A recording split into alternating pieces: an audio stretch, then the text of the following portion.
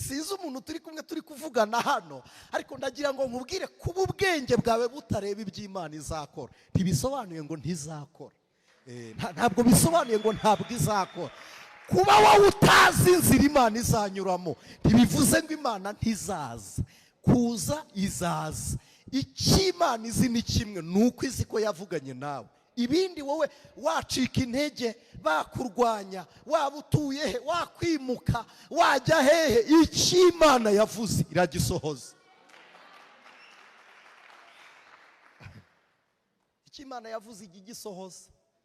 Imana ishimwe, Imana ishimwe. Icyo Imana yavuze igisohoza. Iyo Imana isezeranije irasohoza. Zakariya, Imana iravuga ngo nubwo wasabiye abandi, ariko mu mutima wawe nawe nabonyemo agahinda. Imana iramubwira ngo Zakari, nguhaye umwana w'umuhungu, ugiye kubyara umwana w'umuhungu.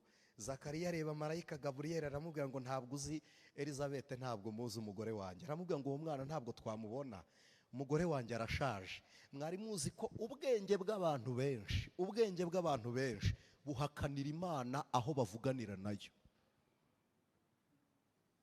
Ikintu Zakariya ari imbere, ari kumwe na marayika face to face, ari gutamba mu izina ry'Abisirayeli bose, yinjiye ahera, nta n'umugayo Imana imubonaho. Ariko Imana iramubwiye ngo ugiye kubyara, ahita ahindukira aravuga ngo hoya Elizabeth arashaje, ntabwo nzigera mbyara.